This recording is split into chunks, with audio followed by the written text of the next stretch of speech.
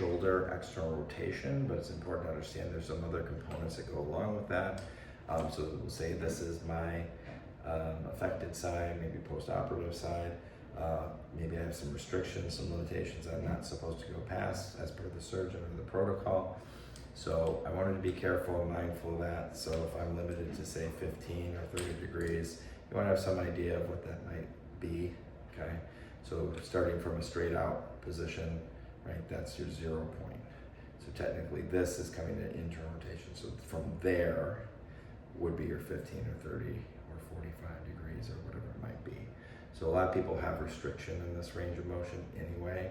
So you're not gonna have necessarily a ton of range available to you, nor should you really aggressively force that range unless you have no reason to have to protect yourself there.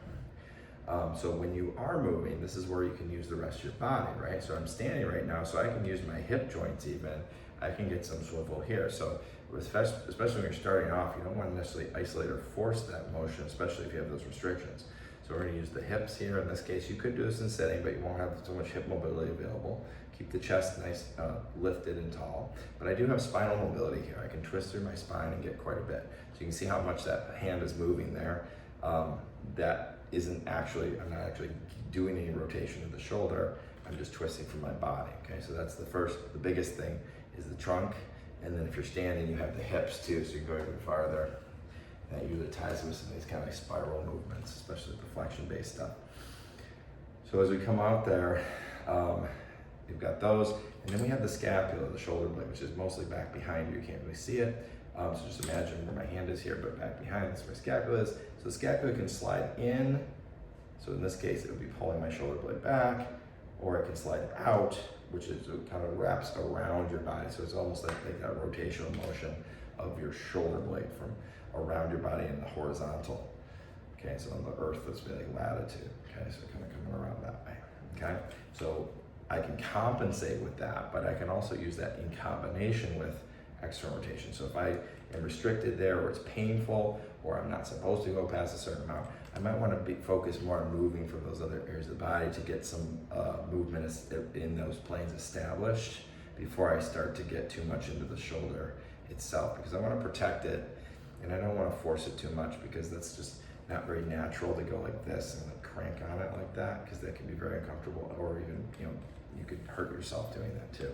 So make sure that you're comfortable with those other things moving, so you have a little bit of give and something to kind of share the load with, so that you're not just wrenching through your shoulder. It's not a very comfortable or safe thing to do sometimes.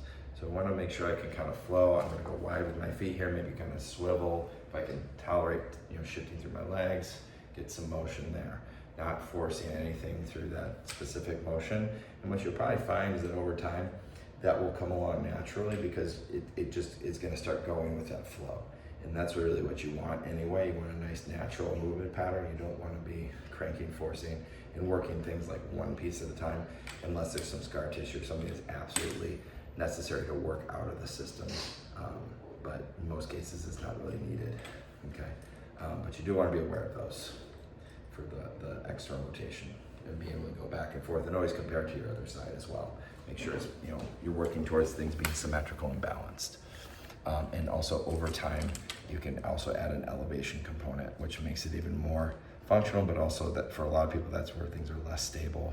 And you have to work into that and being comfortable with the whole support system as you do so.